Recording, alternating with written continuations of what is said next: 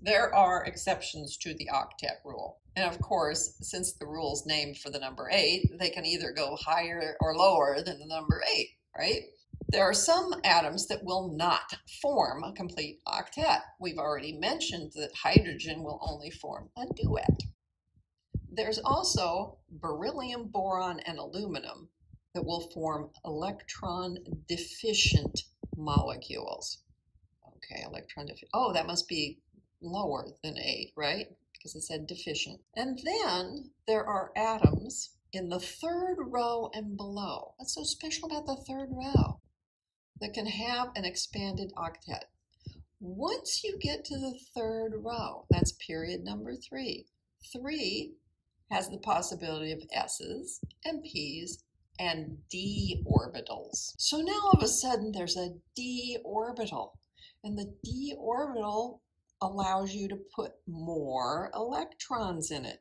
I like to think of it as grandma's attic. When will they do this? Well, they can expand their octet if they're bonding with really electronegative elements, because those elements will try to keep the electrons sort of close to them, but at the same time, they're still sharing, right? It's like, I share my car with my husband, but honestly, I drive it 98% of the time and he gets it 2% of the time, but still considered sharing, right? And an expanded shell is going to create a structure that has the lowest formal charge. I haven't explained that yet. We will explain that later. But we have to do some examples of these breaking the octet rule. Star 7. The first example, since they mentioned boron, here's boron trichloride. All right, let's just work it up. There's one boron. Based on where it is in the periodic table, it's going to bring in 3 electrons. There are 3 chlorines. Based on where it is, they're each going to bring in 7, so that's 21. You have 24 electrons to work with. That's the boron. Why does it bring in 3? Because past helium, it's 1, 2, 3. Here's chlorine. Why does it bring in 7? Because past neon, it's 1, 2, 3, 4, 5, 6, 7. Okay, so that's why those numbers are there. Now, the chlorines are more electronegative. So these 3 chlorines each get 8. 3 times 8 is 24, so that's going to leave 0. We are going to use up all the electrons by putting them on chlorines. Okay, what's in the middle? Well, it's boron. It's the first one mentioned. It's more electropositive, and it's unique. It satisfies all 3 criteria. So we're going to put the boron in the middle, and we're going to attach it to chlorines like this. And you can see that chlorine has its octet rule, 2, 4, 6, 8. So does this chlorine, 2, 4, 6, and 8. And this chlorine, 2, 4, 6, and 8. So octet rule satisfied for all the chlorines, but the boron only has 2, 4, 6.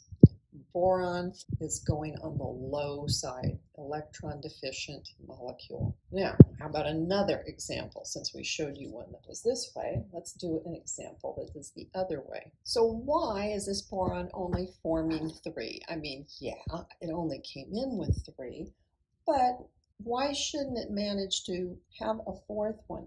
Well, it doesn't like 2 at all, even if it's if there's an excess of chlorine around, you might think it could do it. But no, it doesn't. Think about the fact that the boron here only has 5 protons in its center because it's element number 5. In this sense, it's controlling 6 electrons. It's not really capable of controlling 8. That's just not very comfortable for it, so it doesn't do it. Now, some people will say it's because of the size, but that's bogus, because remember, we know how the size trends, and carbon is actually smaller than boron. It likes to form 4 bonds. So don't think about it in terms of the size. Instead, think about it in terms of the number of protons in the nucleus. All right, now let's do one that's on the other way, where I said there were too many. So I'm going to pick sulfur tetrafluoride for this. Now notice, sulfur is in that 3rd period. when we write down what sulfur looks like, we never mention anything about the 3d orbitals because it starts out with none of them. Sulfur looks like a neon core, and then 3s2 and 3p4, and we never mention the d orbitals. They exist, but they just don't have anything in them. So we don't bother to write them down, not even written down, but they are in existence. And so this is grandma's attic, and right now it's empty. But we might end up having to put something in it. This has 1 sulfur, and it will bring in 6 electrons. It has 4 fluorines that each bring in 7, so that's 28. So I have 34 electrons to deal with. The 4 fluorines, true to their nature as being the most electronegative element, will come in and grab 8 electrons apiece. That's 32. That leaves 2 electrons left over. Those have to be a lone pair, and the only place they can go is on the sulfur, because the fluorines have already gotten their 8. So what do I draw for this? Well, I'm going to draw the sulfur in the middle. Satisfies all the requirements. It's the first in the list. It's the unique atom, and it's more electropositive than the fluorine is. And I'll put the fluorines out here. There they are. And I'll put the rest of their atoms and their electrons on them. So you can see each of these fluorines has satisfied the octet rule for itself. But if I did this, I would only have 32, and I need 34. So I'm just going to put a lone pair right here on the sulfur. Now, it is a pair, so you should put them together.